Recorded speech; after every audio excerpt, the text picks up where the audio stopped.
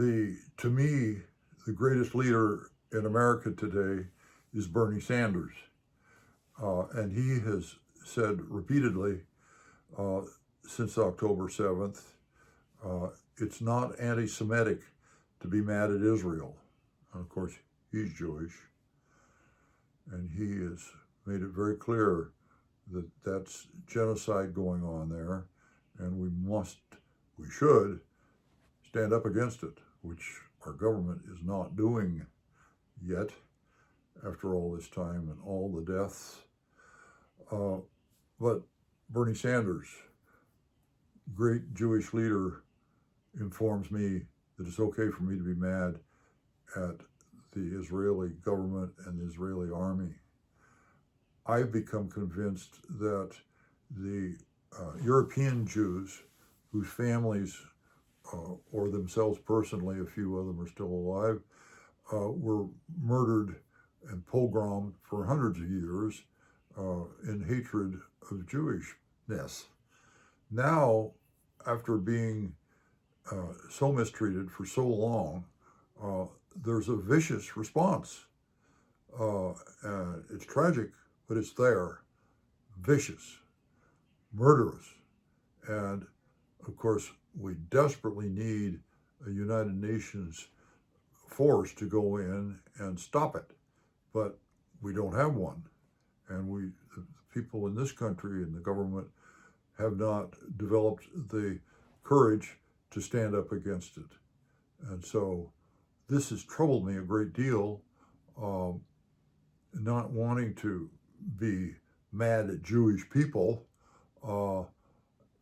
It's easy for me to make the distinction between Israelis and Zionists versus Jewish people generally, but it still troubled me that I was having these angry feelings. And that's one of the reasons I made the list I mentioned in another video, to reassure myself that I did have a very firm grounding of friends and people I admire who are Jewish. But we've got to stand up.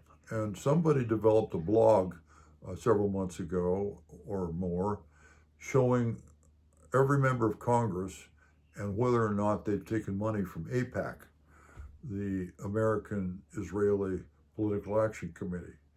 And that list, and how much they've taken, and that list includes every Republican in the House and Senate, and way more, almost 80% or something like that of the Democrats. Our United States Senator here, Ron Wyden, over $1 million he's taken. And he's not one of the worst, but over $1 million he's taken. And they're not putting up any resistance against the genocide. They're bought. Our Congress is bought on this issue. And it's so saddening. I spent many years admiring the Congress, and in fact, for many years, wanted to become a congressman. And to know now that they're bowing down to genocide and apartheid and taking money to stay in office, which is, of course, the big goal of incumbents, is to keep their job, and not showing any courage to stand up and say, stop the killing. Stop the killing. It's not happening. You've got AOC and Bernie and half a dozen of people they call themselves the Squad.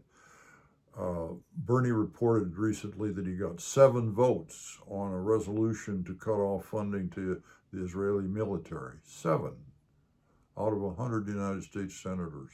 Think of that. And I've seen the video of the congressman standing and cheering Netanyahu, standing and cheering that butcher repeatedly. What the hell is that? What in the hell is that? Of course, this whole thing, not just about Zionists, but it's brought home to me how vicious humans can be. I lived over 80 years before I was really willing to look it straight in the face, just how vicious human beings can be. Uh, we've got these nuclear rockets all around the world. Is it 5 countries now that have nuclear bombs? And circling each other with military bases with rockets and airplanes that can carry rockets and bombs. What? How can humans? Why can't they get together and just say, we've had enough of this. We don't want to be frightened. Uh, let's end it.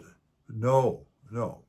And I'm sure a lot of it's the weapons manufacturers are giving a lot of money to the politicians and taking control and, of course, threatening them if they try and pull back, that they will then run somebody against them. But how can this be? How can the human species put up with this level of fear and violence? It's staggering to think about. I don't fear any longer that Russia or China will send a nuclear bomb over and kill me. I've gradually become convinced that they want to sell us stuff, particularly the Chinese, because they have such an incredible market now. If they bomb us, the supply chain will be cut off. They want to milk us the way ants milk aphids. They want our money. They don't want us dead. So all this is theater of, we've got to have more bombs and more military bases because they might bomb us. They might nuke us if they think they have a little bit of advantage. No, that's not the deal. The deal is about greed and marketing and frightening people and ideology and tribalism. That's what it's about. But why is it people, all the people in the world, why can't we wise up, assert ourselves that we don't want all this fear and threatening violence?